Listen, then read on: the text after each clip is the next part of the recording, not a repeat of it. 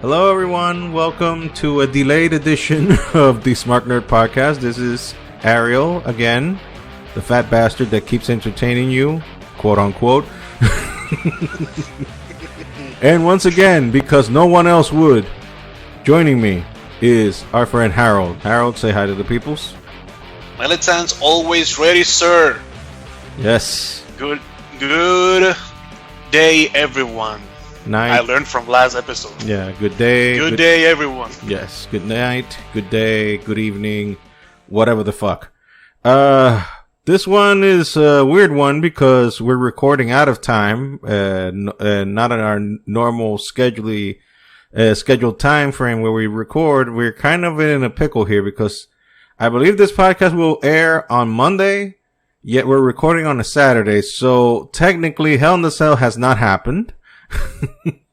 So we're going to have to predict it.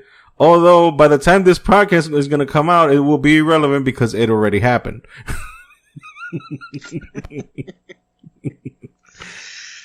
Pretty much. Yeah, that's how the time works here. You see, you talk about time relativity and all those stupid equations. Inception, you ain't got dick here. Fuck you, Inception. We got you beat. Anyway. We can go ahead and talk about predictions, but we can give a little, round review of the week so far. Raw was shit, was it? I mean, I didn't see Raw, so you can correct me. Was it shit? Or was it slightly better than average than what they normally present? Raw doesn't disappoint ever, be shit. However, they have the Fiend now, so that saves them a bit. Oh yeah, this week, people who were allegedly getting pushes, Retribution and Lana, buried to the fucking ground. Which is something I am still trying to understand because according to some sources, Vince sees Lana as a top babyface, but this is the 5th time in a row she gets put through a table. She had a title match though. Yes. That counts kind of like a push. And she did win a battle royal and won a battle royal. She wrestled. I was surprised. So she's actually improved in the ring. That's what you're saying. Yes, she's improved in the ring. Okay. Take notes, Naya, please. So there you go. So if Lana can improve, then Naya, there's still chance for her yet, but let's not give her the trophy yet for most improved wrestler of the year yet to Naya, not to Lana. Lana seems to be under-deserving and on that end that getting a push because she has been working hard. And also, you know, the fact that she's married to Miro probably is not giving her any favors in the terms of getting in the good eye of Vince, since Vince sees everybody that leaves him as a betrayer. But in this case of Nero, he didn't leave, he was fired. So apparently in this case, the quote-unquote burial that is happening to Lana is just because Vince wants people to feel sympathy for her, which is something I am yet to understand, because this is not Mexican novela or something like that. This is wrestling, for God's sakes. I know it's a soap opera, but please. Yeah. Look, trying to predict the frame thought of Vincent Kennedy McMahon is an impossible task. So I drop it and just accept things as they go along because it's whatever he wants. Fuck what we want. We've been wanting a different program ages ago, but we're getting this shit on a on repetition, on loop, and our opinions are worth dick. So why the fuck even fight it? Just accept what it is and take it like a man. Yeah, that's all we can do. However, I do understand that, and I actually left that alone long ago. But here's the thing. Vince, he seems not to amaze anyone, but he just never ceases to amaze me with any new stupidity he comes with. So I just dropped my jaw. It's not like, oh my god, how could Vince think of that? It was just like, oh my god, just Vince did it again. Yeah, and that's part of the course. Okay, let's leave Raw alone for a moment and let's go to AEW, which I did see, and I am paying a monthly fee because I'm subscribed to the Fight app. Shout out to the Fight app, $5.99 for the AEW package. I think it's $4.99 or $5.99. I'm not sure. The thing is, well worth my money, and I'm actually paying to watch it. I'm paying my money to watch this thing, so I have to watch it because money's coming out of my pocket to see this thing. And boy, oh boy, they did not disappoint. This Dynamite, hands down, one of the best ones of the entire year, and I would dare say, I won't dare say, it blew the anniversary show out of the fucking water. The anniversary show seemed like an old Sunday Night Heat episode compared to this. It was that fucking bad compared to this show. This show had everything, and a little thing that we're going to be talking about later, but the highlight of the night, or two highlights I will add, were, first, we're going to talk about the Rey Fenix versus Penta, Cero Miedo, whatever the hell he wants to call himself. Let's just call him Penta. That was a match of the year contender. It had no flaws. They did not disappoint. The things that they pulled out there was a holy shit fest from top to bottom. It was basically two wrestlers on springboards doing every fucking conceivable flip known to man and doing the biggest fucking high spots in the most inconceivable manners that you would just go like, holy fucking shit. It's like watching an old Rey Mysterio match from the 90s in Nitro. Basically. The him and Juventud Guerrero, remember those? That kind of type of match. It was that fucking good. It was awesome. And it did not disappoint.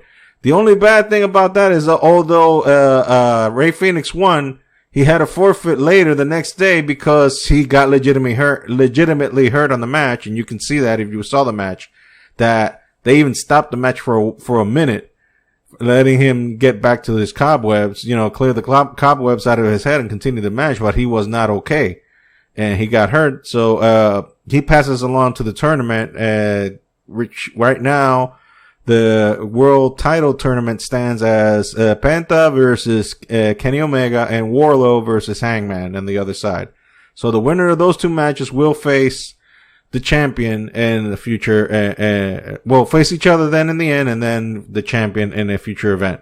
The second match that I'm going to talk about, Dynamite, it's about the tag team elimination match between the Bucks, the Butcher and the Blade, Private Party, and the Dark Order, which the Bucks won, and pushing the obvious storyline versus the formerly known as a Revival, or FTR, and the Bucks got hurt in the end. Well, the thing is that was a good match, and that advances the story. By the way, I do have to mention this because I'm obligated to practically. Sammy Guevara and Matt Hardy, still a thing. Anyway, still a thing. And you know what else is still a thing? Seth Rollins versus Rey Mysterio. That shit is still a thing. What the fuck? I mean, we are in the 80s apparently, where programs lasted a whole fucking calendar year. So I don't know what the fuck is going on, but okay. I mean, I guess Seth likes to work with Ray, is helping Dominic a lot in his development and his character and his wrestling, I guess. So let's go with that. We got SmackDown. What happened in SmackDown? To be honest, I don't have much info on SmackDown because yesterday I was not even at home. Oh. But one of those actually that I can tell that's something that happened.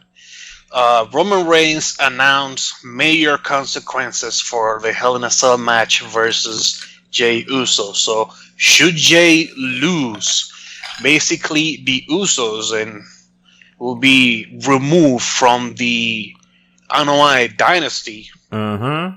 So that's pretty much like a big, really big scale for that match. Yeah, apparently the title is not good enough. Now they have to add the family shit on it. Well, you know Vince. Vince actually always loved to fuck with the family. Oh yeah, we're talking about the guy who used the dead body of Eddie Guerrero to further a storyline for years. See? Nothing new. Uh-huh. So that's one of those.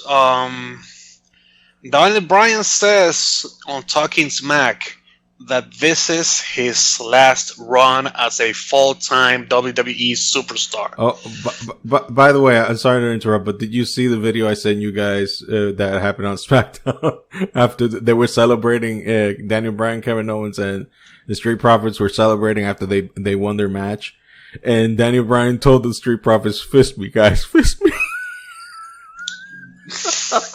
That just didn't go. I didn't know what to think about it. I didn't know what to make of it. The look on those two guys, it was like, what the fuck? They looked so perturbed. It was not even funny, but funny at the same time. Their look said it all, like, for real, fam? Jesus Christ. Oh my God. I never laughed that hard in my life. I never forget. I remember, well, maybe last week when we went off the air or not recording. That was when we laughed the most. But anyway, I forgot to mention another thing, about, going back to AEW. Eddie Kingston. Fucking gold. If you don't know who the fuck Eddie Kingston is, get your ass in YouTube and watch some of his shit. The man can talk. He can talk a building to go inside. He can sell. I don't know. He can sell sand in the desert. The man is fucking gold in the mic, and every time I see him, I'm just more impressed. And I'm amazed that a guy that's been around, 18 years? He's an 18-year veteran. And now he's getting his proper due. Now he's getting his, because he was in Impact for a cup of coffee, right?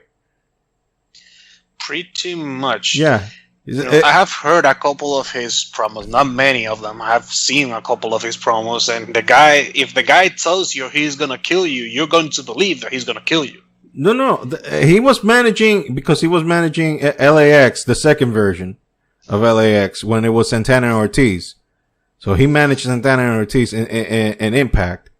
And when they started, and then they were starting a feud with the older members of LAX with Conan.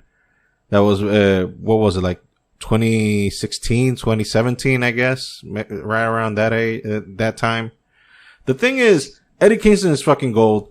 I'm glad that he's getting his proper due. I bet your ass it's Moxley pulling the strings on that end, helping out a friend in the backstage, but that's hearsay and whatever. We don't know if shit. But let's just stop with the reviews and let's go in right away with the main subjects. We have the shortest card on a main WWE pay-per-view that I can remember in a long time. This is like, it's gonna, like, if the matches don't last long, it's gonna be like a half an hour pay-per-view. Either that, or they're going to add, 5 or 7 matches tomorrow morning. Yeah, because there's not much to go around. Let's just mention the matches so far that are booked, that are 100% booked. We got the main WWE, the main event, WWE match for the WWE title, Hell in a Cell, Drew McIntyre versus Randy Orton. Then we got the Universal Championship, an I Quit Hell in a Cell match, Roman Reigns versus Jey Uso, the before mentioned stipulations by Harold. The WWE Women's Championship and the Hell in a Cell match, Bayley versus Sasha, which Bayley was forced to sign a contract last night by Sasha. We have Jeff Hardy versus Elias. Thank God we're not going to have that cringe fest from last year. Holy shit. Anyway, And just added match from last night. Miz versus Otis. The winner gets the Money in the Bank briefcase. Due to reasons. Due to reasons. Mind you, yesterday, WrestleScore became a thing on TV, featuring none other than APA. So JBL was the judge on this court, and what happened was that The Miz actually presented JBL with some exhibit that pretty much feature tons of money, which is classic APA. You give me money, I do you favors. And then JBL pretty much said that he will fail in favor of The Miz, and then match was created. Okay. Well, let's start with that match right away. The Otis thing, it was good till it lasted, but I don't see it funny anymore. That's me. I guess it's not that they buried him or anything. He's been winning matches like crazy. He beat The Miz like last week, right? And even beat The Miz this week as El Gran Gordo. El Gran Gordo. Oh my God, I cannot unsee that. By the way, wearing the same mask as Mickey James and like 10 other wrestlers did before him. Becky Lynch. Yep. Diana Purrazzo. Yeah. So, I'm saying Miz wins, just so that we can move this shit along. But, because I don't see Otis cashing in. I mean, who is he going to cash in against to? Roman? Roman will eat him in 2 seconds, and that's a misuse of whatever. Against Drew? Good luck with that. 24/7 title? Yeah, I guess that's more appropriate in his line of work. I mean, no offense to Otis, he's a fucking worker, and the guy has good cardio for the mass that he has. I'm one to talk. I'm fat as fuck, but but the thing is, the good thing. It was a good thing. The whole Otis thing. It was funny. La la la. Whatever. But let's give this Money in the Bank thing some prestige back. So I mean, Miz is an okay wrestler. He's okay, and I don't know against who he's gonna cash in. I guess it will be trying to cash in against Roman, but good luck with that as well. But trying to armchair book this thing into the future. That is something is a futile process. It's just to predict the match itself, because I don't think even Vince doesn't think that long term. He just thinks whatever the fuck in the moment, and he'll figure it out later, or they'll do something to figure it out later. So, in my opinion, Miz wins. What's your opinion? I do think the same. Miz wins, and I agree. I don't think Vince knows what he's gonna do after the results. I don't think he knows what he's gonna do with Miz in the briefcase. But what I can think of, which is something that they have been doing lately a lot, they're going to revive an All Reliable, where pretty much The Miz became the WWE champion back then with Alex Riley's help. So there's that. He's got Morrison with him. Yeah. Morrison can help him out get the title. After that, Roman is going to be pissed as fuck, but yeah, but that's the only thing I see possible. And it's not that I like the idea, but hey, there's that. Yeah, I don't see Roman losing the title anytime soon, though, but that's either here or there. That's whatever the hell they decide to do. Let's go with the next match. Hardy versus Elias. Who do you pick? I believe Elias wins. Why I do believe Elias wins? The thing is, Elias just came back. Yes, Jeff was just drafted to Raw, but Elias just came back. His album drops on Monday, so he has a couple things going on, and Vince is a fan of musical gimmicks, so I do believe he wins. I'll go with Elias too. I mean, Jeff right now is pretty much a gatekeeper at this moment. I mean, he's there to make guys look good. He's, in my opinion, he can still go to an extent, but he's past his useful main event prime, if you know what I mean. It's not diminishing him, not trashing on him. I'm not saying he's good. He ain't good. He is good. And if he were to be used appropriately, I believe that he can still be a main eventer. But at this juncture and the mileage he had, the checks he has cashed on his ass, his body, I don't think it could take any more checks anymore. So, let's push the newer talent. Let's go up with Elias. But then again, Vince McMahon can change his mind that quick, and everything we say can go right down the toilet. Let's go with the next one. The women's title match, in Hell in a Cell, Sasha versus Bayley. Now, on paper, Sasha's the one with experience in this type of match. On paper. Looking at it in kayfabe, looking at it, Sasha is the hands-on favorite to win this thing. But, what do you think? Actually, I do, and I do believe she wins this time. I believe she wins. Bayley had a really lengthy run. She cannot complain about it. I think the title now goes to Sasha, and Sasha actually deserves it because her last run was something that left a lot to desire. Mm-hmm.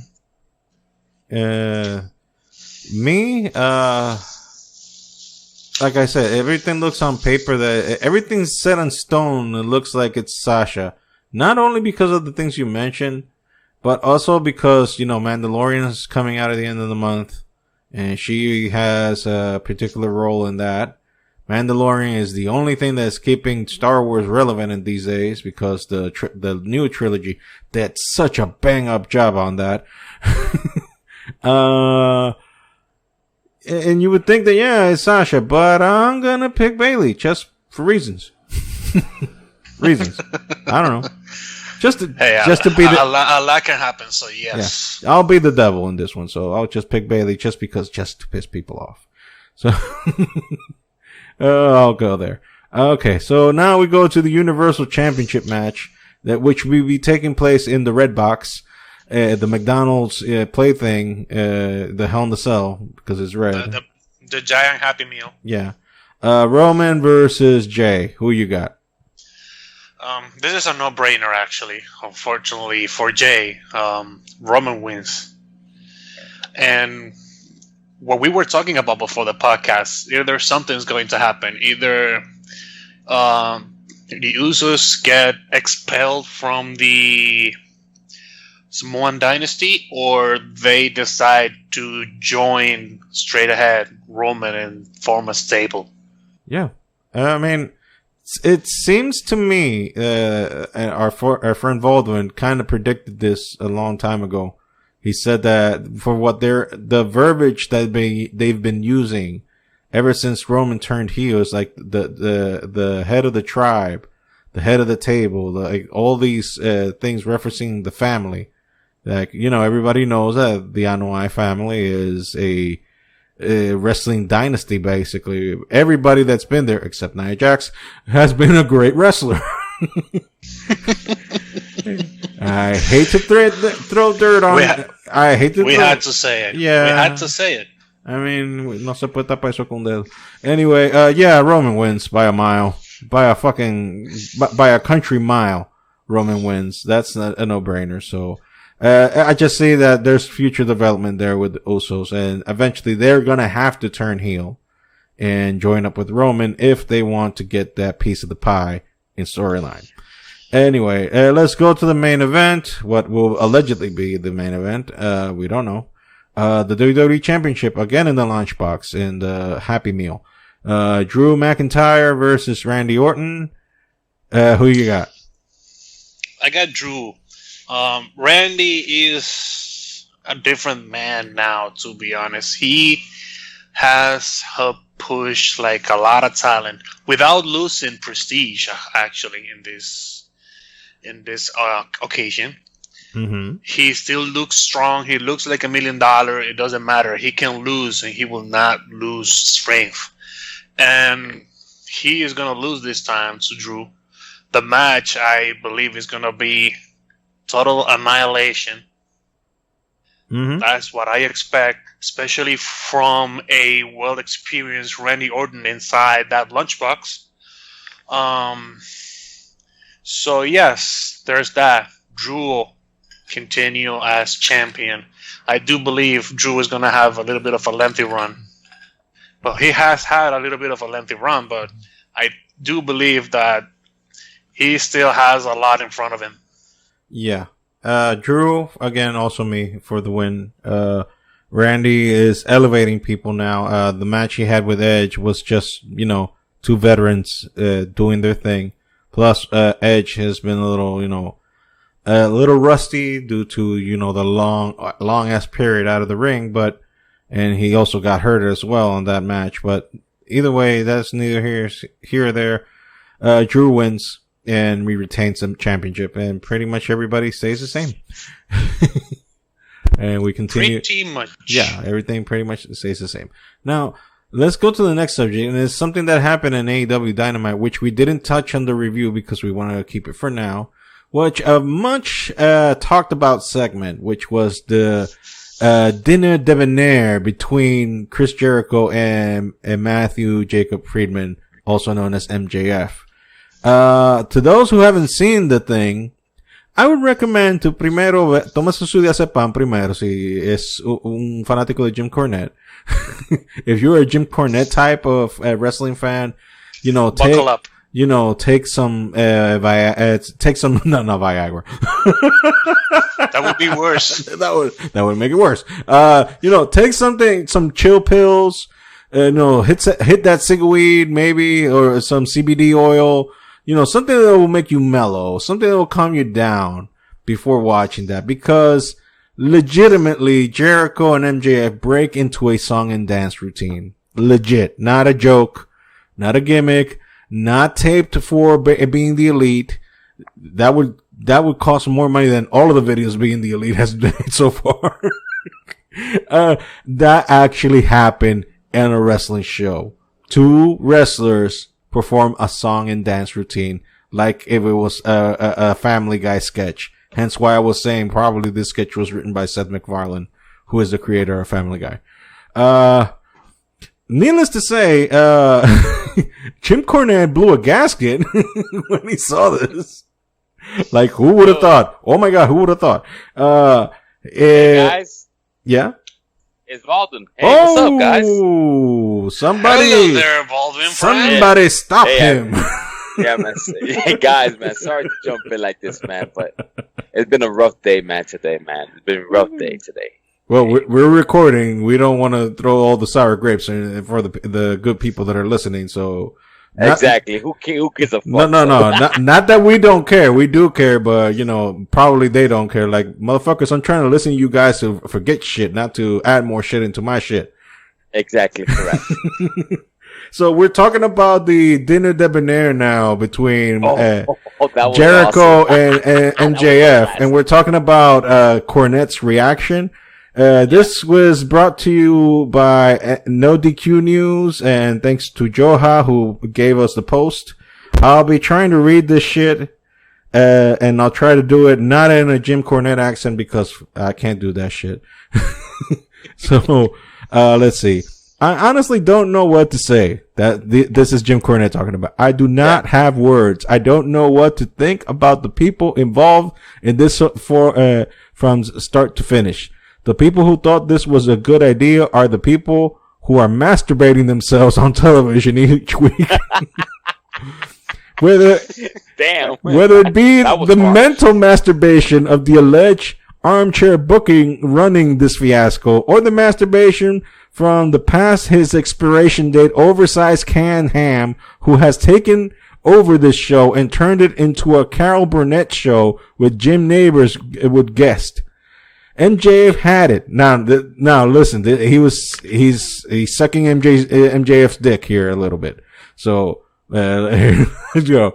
The one guy in their company, the one guy in the entire roster who had not only had it, but was still young enough to use it. The one heel who looked and talked and worked like who he was supposed to be. Name another heel who looks good enough to be a star wrestler, looks like enough of an athlete with enough size, can cut a promo like a top guy, and can work psychologically like he's a top guy, like he's real. Name another heel in this roster besides MJF. Name another babyface that fits that description besides Cody. They had 2, and now they've gotten 1. I'm sure Jericho thought of this. Oh, really? I didn't know. Continue. Just because he thought it was going to be funny. Just like your dick, just take your dick out, Chris, and jerk off Tony Khan's face while he's there. Yo, he was very verbal about that, literally, man. Damn.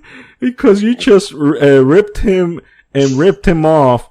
And off all of their other money that they had spent on this fucking company that started off looking like you were going to carry it, but now it looks like you're going to sink it. Ooh, okay. And I love Jericho's response to this.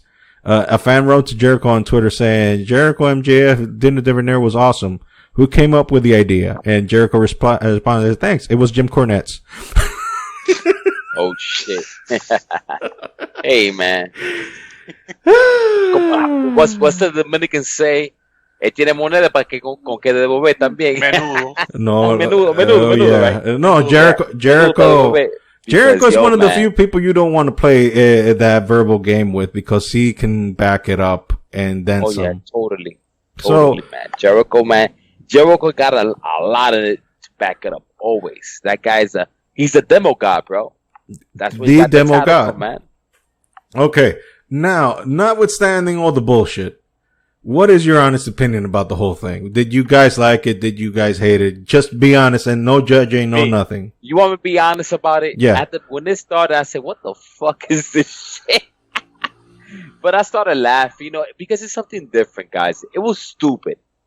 Look, it was stupid. Honest to God, it was fucking stupid. But it was funny, hilarious because now these days you gotta do something different, and and by the way, it got a lot of good comments. I was reading on E Wrestling. A lot of people liked it though, and it was at the beginning. I'm like, what the fuck is this shit? Then I'm like, this is. Then I like, oh, no. Then I started laughing about it. So at the end of the day, it was, I thought it was a bad idea, but it turned out to be good for them. So. Okay, Harold, what is your? Did you get to see it, Harold? I didn't get to see much of it, but for what I can say, it actually kind of looked like a Bollywood segment on a movie. Yeah. I'm not saying it was bad. It was brilliant. It was something that it was not supposed to work. Yeah. But did work. Just like a lot of stuff that were not supposed to work worked. But I do not agree. Surprise! I do not agree with good old Jimbo's opinion about the segment, because although it was stupid, it just works, and that's what you need. You need segments that actually work, that can get you hooked. Like you would say, "What the fuck am I watching?" But you keep watching. Exactly. Mm-hmm. What happened to me? I'm like, what the fuck is this shit? And then I'm like, and then I started laughing, because it was funny, actually. It was pretty good. Look, now these days, you gotta come with something different, innovative. So, it was funny, though. That was crazy, but it was funny. The ending was awesome, though. The red steak, that shit was funny as fuck. That was gold. You've noticed that I haven't said dick yet. Yeah. Well, I'll present my piece here, not my dick, actually. Not my actual dick, because this is an audio version. There's not much to show anyway. Ariel, you know something, Ariel? I haven't worked with you since 2012, 13. Uh-huh. Yo, I miss your sarcasm, bro. Oh, well, that's part of the course. That's, when God made me, he dejó caer la caja entera de esa mierda encima de mí. Anyway, what did I thought? I mean, like you, Volden, at first I was like, what in the shit is this? What in the fuck is this? I was like, what what the fuck is this? And the more I looked at it, and then I realized, wait a minute. The setup was made from a week ago. They told us they were going to have dinner. What the fuck do you expect them to do? Go to blows? What do you expect them to do? Like go, blow for blow, or like a shoot wrestling match in the middle of a fucking dinner? No. They were going to do a bit. They were going to do a bit. They were going to do a wrestling bit. And in a world where we had the broken universe of Matt Hardy, which broke the fucking mold in professional wrestling in terms of what you can do. I mean, you want to talk about crazy ass shit. His time in TNA or whatever the hell you want to call it, Impact, that time was fucking gold. And at the beginning, you were like, what in the shit is this? Everybody that saw this at the beginning either cried bloody murder or were like, this is the funniest shit I've ever seen in my life. And we're now in the age where the cat is out of the bag. Everybody knows. Everybody and their mom knows. Everybody, my fucking daughter, my 9-year-old daughter knows that wrestling is bullshit. So you can't fucking pretend this is 1978 and everybody's still holding kayfabe like it's the fucking holy grail. No, it's fucking dead. Dead, buried, gone, raped, pillaged, done with. It's done. I mean, let's have fun with it. Let's have fucking fun. We all know this is bullshit. Let's have fun with it.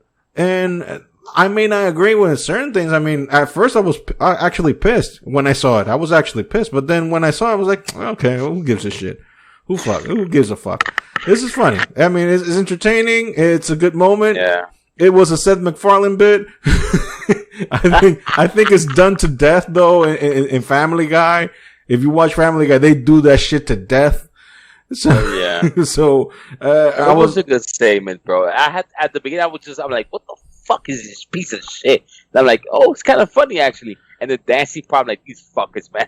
They was actually singing. I mean, we're talking about Chris Jericho, the same guy who was fucking having arguments with with an inanimate object a few months ago. Remember? Yeah. Oh he was fucking having a feud with Vanguard 1, for God's sakes. I remember that. I remember that. And that was funny, though. Exactly. Vanguard 1. That's the fucking point. The fucking point is to take out a reaction. The thing is to make a reaction.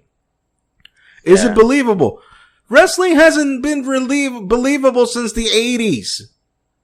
Everybody knows it's bullshit. Everybody knows this is fucking entertainment. So what's the fucking point? I tried to present this like a shoot thing. It's not a shoot. It's not. The cat is out of the bag and it's out forever. The genie will not ever go back into the bottle. It's out. Everybody knows how the bells and whistles work. Everybody knows it. You know it. I know it. Everybody knows it. Who gives a shit? Let's have fun with it. K-Face is dead, bro. It's dead. Fuck that shit. Exactly. So, fuck it. Jim Cornette, I respect the hell out of you, sir. If you ever listen to this, I respect the hell out of you for everything you've done for the wrestling business. But totally. Calm the fuck down. It's over. That's it. Those days are long gone. There are guys that are going to keep the tradition alive in certain extent.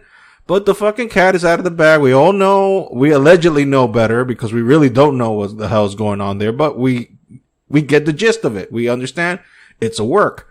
They're working us.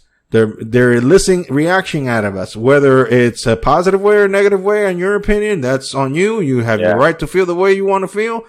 But us as fans, we don't give a shit anymore. We just want to be entertained. We have enough shit to deal with life to give a shit whether this guy deserves a push or not, or this guy is entertaining or not, in your opinion. The thing is, entertain our ass and make us forget about the shitty shits that are happening to us, and that's it. That's my rant. Cornet Saleta Cuerpo. Well, doesn't he remind you about somebody else that also lost touch? Who would that be? Who? Jim. Oh, Jim. Doesn't Jim remind you of somebody else who actually lost touch too? VKM? Yeah. Oh yeah. You know, they both lost touch in different ways, but they both lost touch. They lost contact with reality. He does have a point there. I agree with him. Look, VKM lost touch with reality a long time ago. He comes up with these stupid skids, which he thinks it might work, and they don't work for shit. You know, for the other day, I was talking with somebody, a friend of mine, and he watched wrestling. And I said to him, "Listen, have you seen the change that's gone with Roman Reigns?" And he's like, "Yeah, man, yo, I like what I said." I'm like, "Of course, man. He had Roman like a fucking puppet. Do this, do that, writing sketches for him and shit like that." Roman is free, man. I saw SmackDown yesterday, the end of SmackDown, because I was really busy doing something else. But who cares? But this side of Roman, you know, something like, you know, this is different, you know, and you gotta go with the guy, let people do what they want, you know. See what Jericho did? He wanted to do that. And other wrestlers that come up with new shit all the time, you know, let them be creative, man. These guys got good ideas, bro. John Moxley said the other day on the podcast that he said they never give him the opportunity to come up with shit for himself, man. He read all these fucking sketches and shit like they like, what the fuck is this shit? I'm saying, yo, let them be fucking free. Let them do it. All right, sometimes it might fucking backfire. Nothing's fucking perfect, right, guys? But it might fucking work. Yeah. Look at Matt Hardy, like you just said, Ariel. Nobody would have thought this fucking broken shit would work. It works today, and all the personality that he has, people still love that shit. Let them be free. Let them be creative. Some wrestlers have good ideas, some don't. But we'll never know until you put them to work. Yeah. That's how it is. I mean, right now, I prefer the comedy bits in wrestling other than try to present the product as real as fuck. I mean, I'm not against trying to present it real. I'm not against that. Look, Roman is doing fucking gangbusters right now, presenting that shit as real. Bro. The same thing with Orton and McIntyre. Those are real shit. The main event stays fucking real. But in the between thing, you can have your fun there as well. Just don't pretend this is so important, so fucking real. I mean, it is important because it's your fucking job. I understand that. Yeah. You don't treat your job like shit, especially if you like what you do. You don't treat it like shit. But, you know, the cat is out of the bag. Again, the cat is out of the bag. We know what it is. He's dead, man. Fuck that. We all know what it is. Let's have fun with it. Let's have fun. You guys, I know Ari's not gonna pollute his mind and his brain with this shit. Maybe Harris saw it. That match that Roman had with Braun Strowman made him look like gold, bro. Strowman put him over the top, man. And Roman looked so fucking badass. He got hit with a chair. He's like, "Oh, hit me with a chair." So you hit me with a chair, and do that. He got up. You know, this is what we wanted to see, fucking 4 or 5 years ago. You know, now the cat out of the bag, like you just said, and now is something new, different. You know, look, I always knew that Roman. Look, even before when we did the other podcast, the other version of the podcast, we always said that Roman was a good wrestler. We never shit on him personally. We never threw shit on him personally because we understood. And with the Moxley podcast that came out last year, now that was further confirmation of what we thought was true, is that, you know, it's the way you're booked isn't necessarily the person that you are. You're just booked that way. And in Roman's case, he was booked to look like a fucking idiot. And back then, he looked like a fucking jackass. He looked weak as fuck. Now he has more creative control in his character. And Arn Anderson, you know, Arn Anderson used to be a producer in WWE, and Arn Anderson said in an interview recently that Roman you guys are seeing on TV, that's the real Roman. That's the real dude. That's him for real. That's him. That's him 100% out of character. So yeah, he's just being him. So it is a breath of fresh air. And notice also that the top guys take their while to get there. I mean, The Rock didn't start out as The Rock immediately. He started at Rocky Maivia and people saying, "Die, Rocky, die." There wasn't Roman never had that shit. Roman never had to go through the die, Roman, die. Rocky did. Oh. He went through the most harshest treatment from the fans. And he bounced off from that and became arguably one of the best. Not because he was the best in-ring performer. It's just that the dude just let go and turned himself into a fucking... He became a fucking meme. Yeah. But Stone Cold Steve Austin. What was called the Ringmaster at the beginning. Yeah. The fucking Well, in Ringmaster. WWE. Yeah, Remaster, I remember that. Yeah. And Stone Cold. What happened to Stone Cold a couple of months after that shit? The guy blew up. Austin 316. I'm gonna whip your ass, and he became a fucking icon. Him and The Rock, Triple H, those guys, the Attitude Era, and Undertaker, which I'm sorry I didn't mention. Those 4 guys, they were fucking awesome. Each one of them had a particular thing. And then when Kurt Angle came in, The Rock pulled over Kurt Angle. And look at Kurt Angle. He became popular himself also. Yeah, because the thing is with wrestling that these guys have to find their own way. They have to find their niche. They have to find how they fit into the product and present themselves within the product.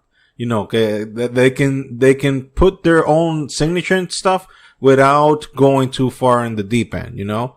So, kudos to Roman for getting up there and fuck Jim Cornette.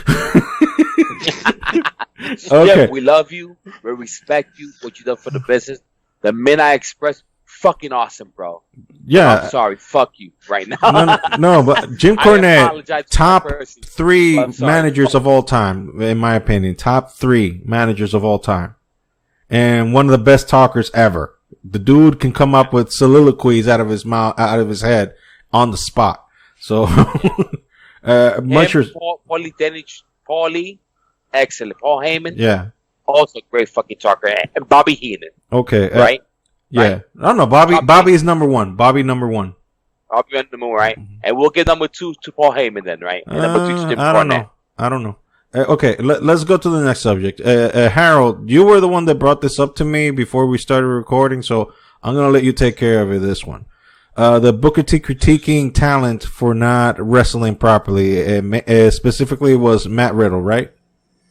He pretty much talked more about Matt Riddle than anyone else. I think he wanted to soften things up by saying new wrestlers nowadays, but I think he wanted to focus on Matt Riddle because all he said was basically Matt Riddle, nobody else. And he basically said that these guys are not presenting wrestling moves like wrestlers should do, and he wants them to pretty much quit playing these games, which I am trying to understand which games he actually talk about, because when I see Matt Riddle in the ring, I see a quality performer from every standpoint.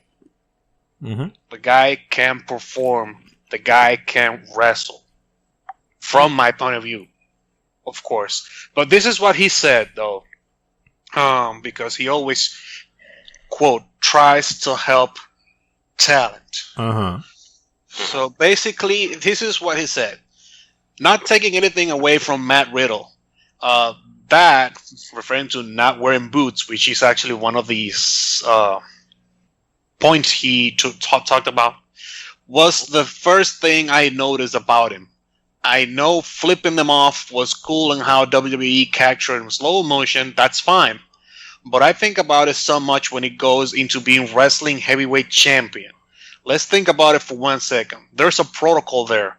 How many world heavyweight champions have we had that wear bare feet? How many bare feet wrestlers were greater than Jimmy Superfly Snuka? If you're trying to get to the heavyweight championship or the universal championship, there has always been a certain look that you have to have. That's just the way that I look the wrestling business. When we are talking about Matt Riddle, I'm thinking from a promoter's perspective only. That's it. That's all I'm thinking about. In this case, I do believe he pulled a Jim Cornette. Because I don't think that just the fact that he's not wearing any boots actually would take him away from a heavyweight title. Look, why? Volden, you wanted to say something? Yeah. Listen, I know where he's going with this, because he, as you guys know, he owns reality wrestling, right?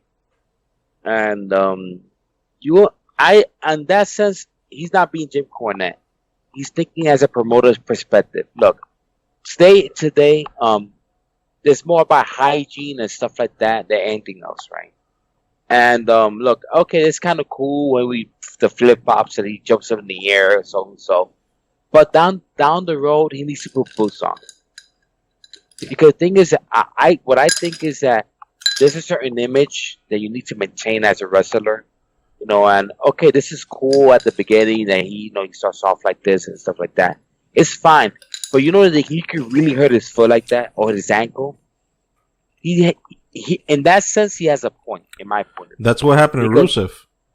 What? I'm sorry? Yeah, exactly. Rusev at the beginning was wrestling like that, but then Rusev had was it an ankle injury or a foot injury? I don't remember well.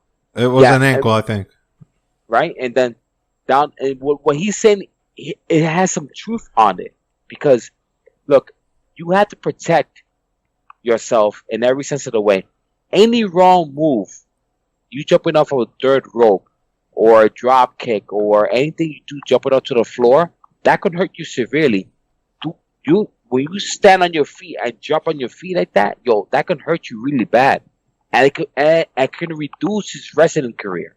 That's how I see it. I respect what he's saying, and look, maybe that could work for MMA. That's different because that's a different culture and stuff like that. But in wrestling, you do a lot of different moves out of the ring, inside the ring. What happens if one of those chairs or ladders or stuff like that falls on his foot?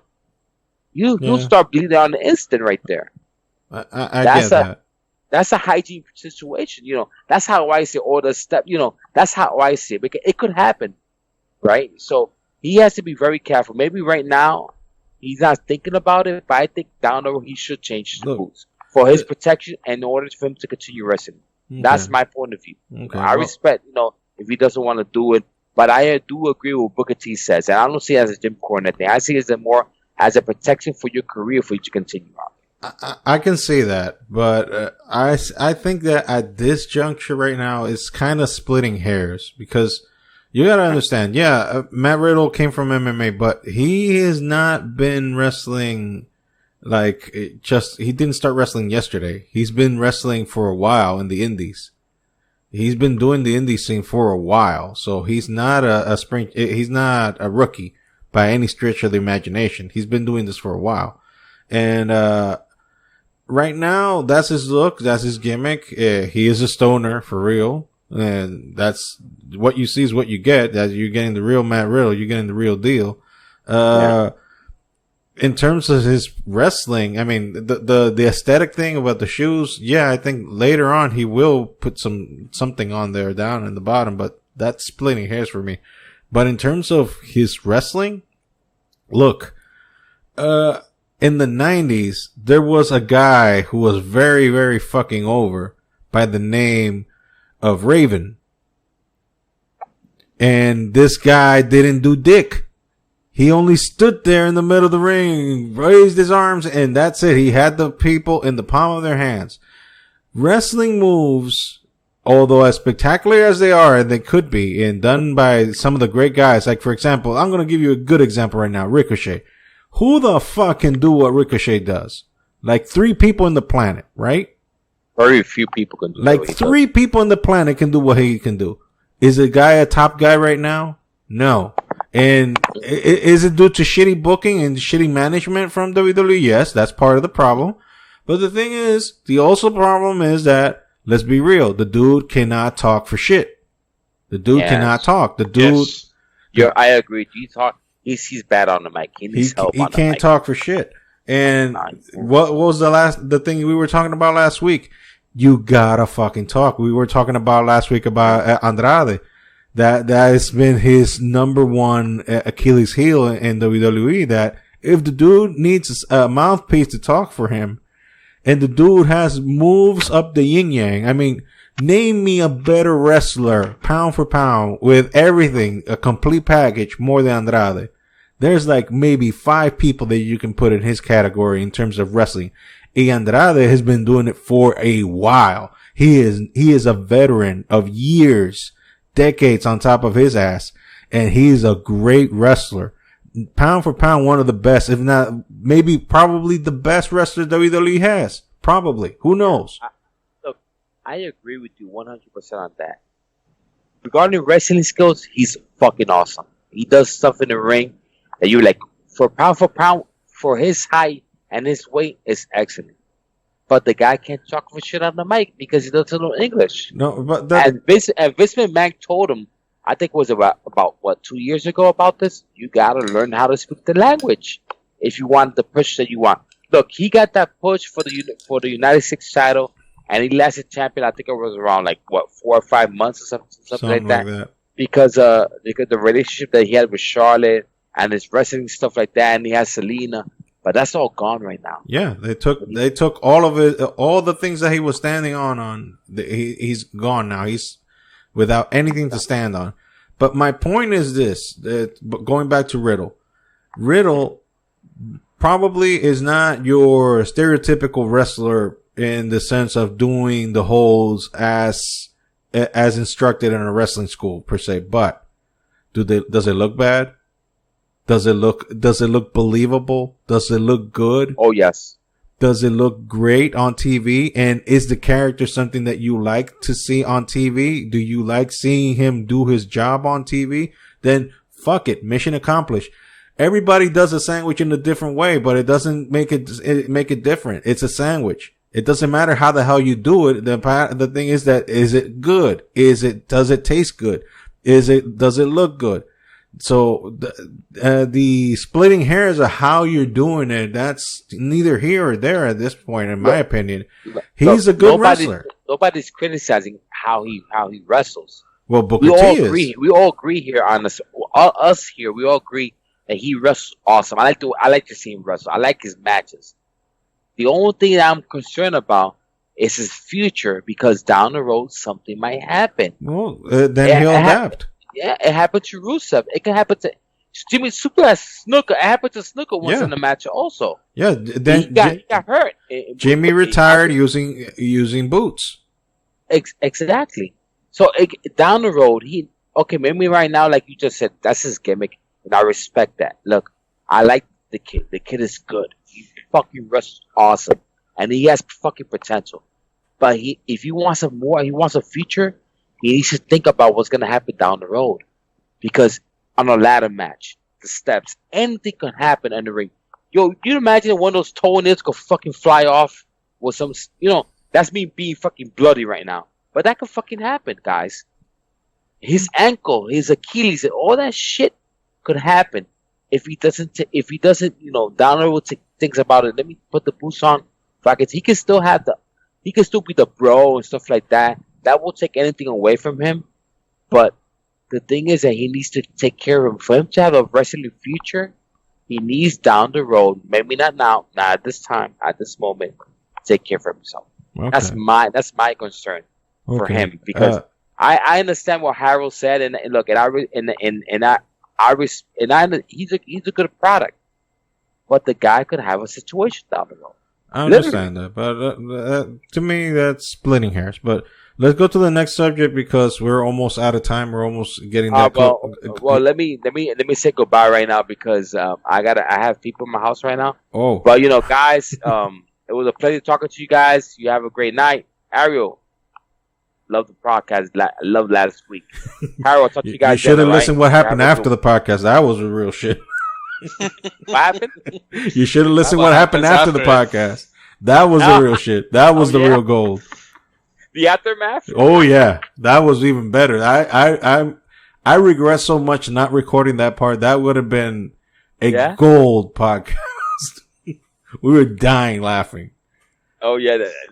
Oh man, I got for the other sake, man. I think we should do this on Saturdays. It's much easier. We'll see. It depends on the other guys when they're able to jump in.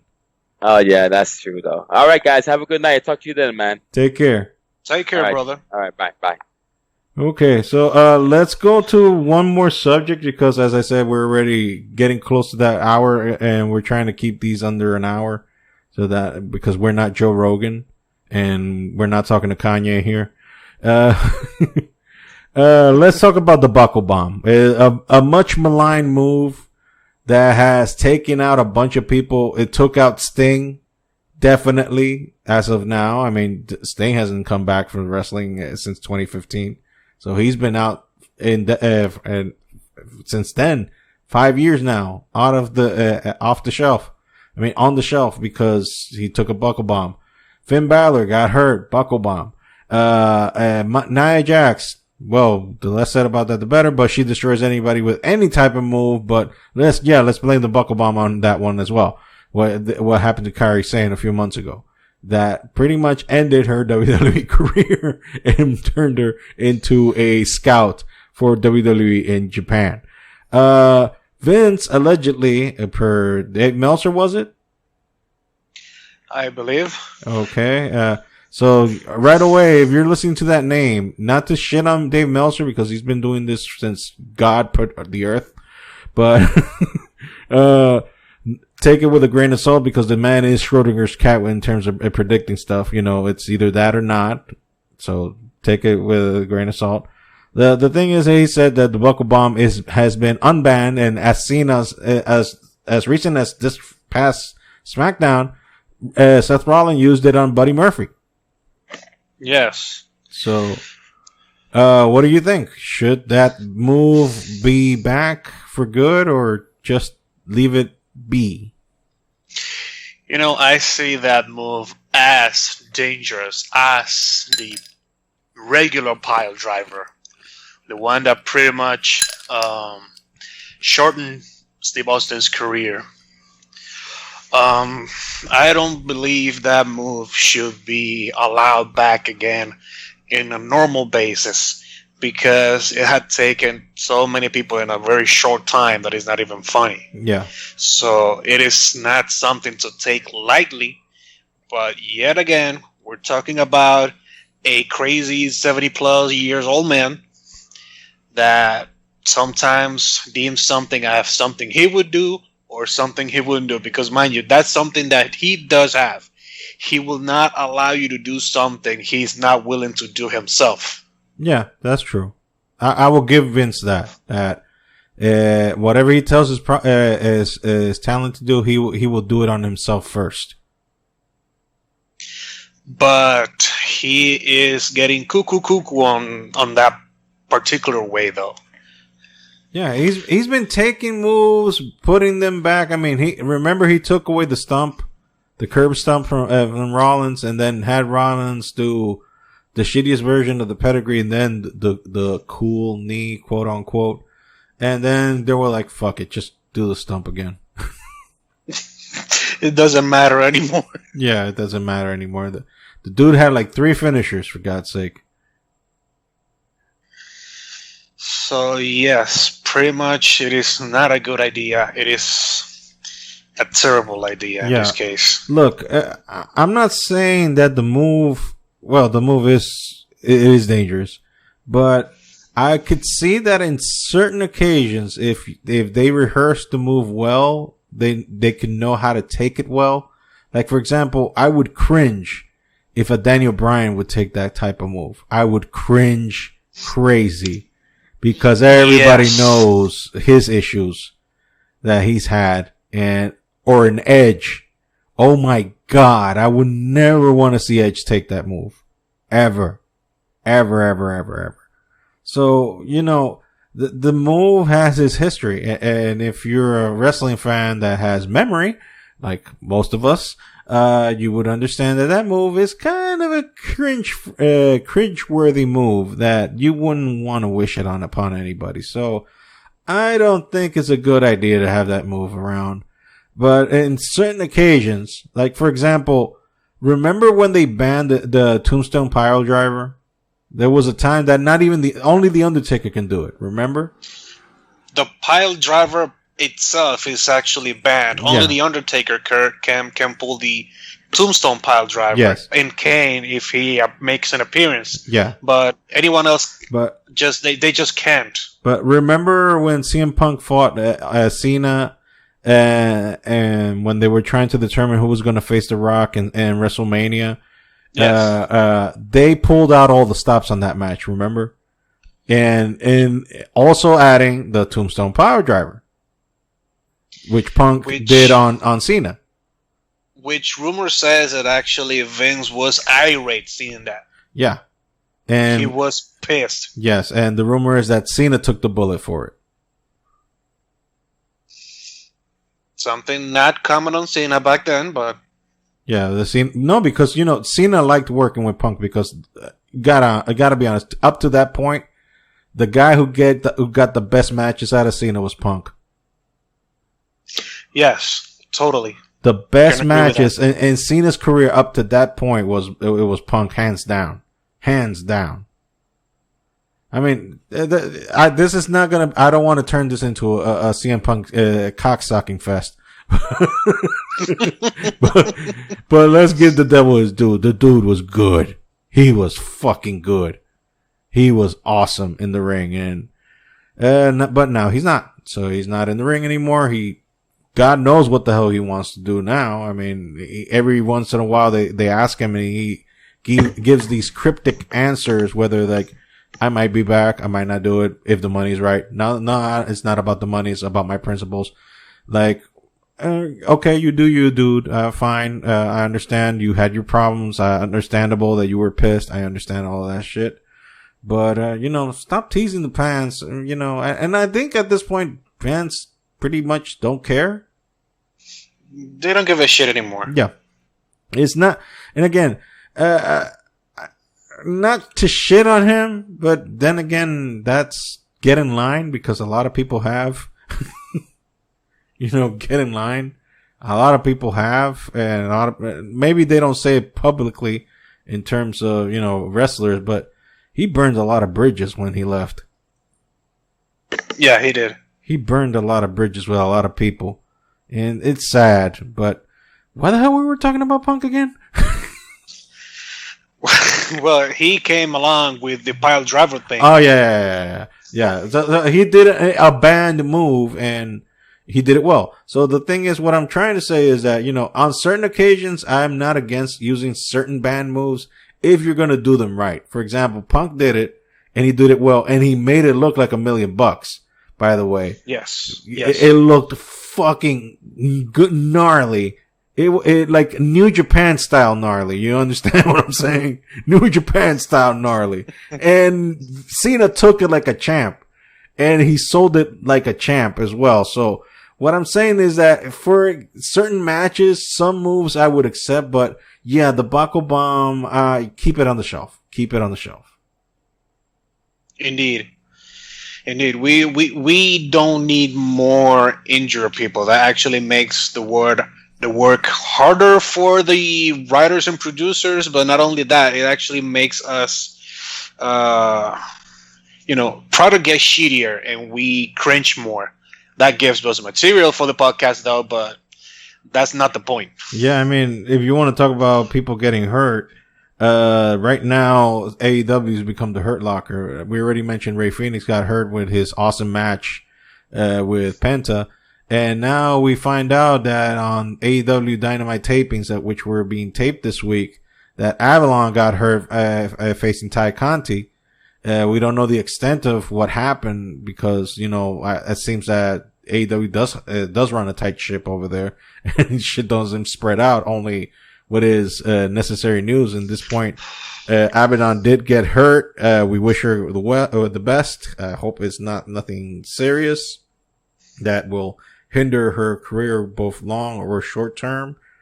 But AEW is getting hit pretty bad these days with people getting hurt.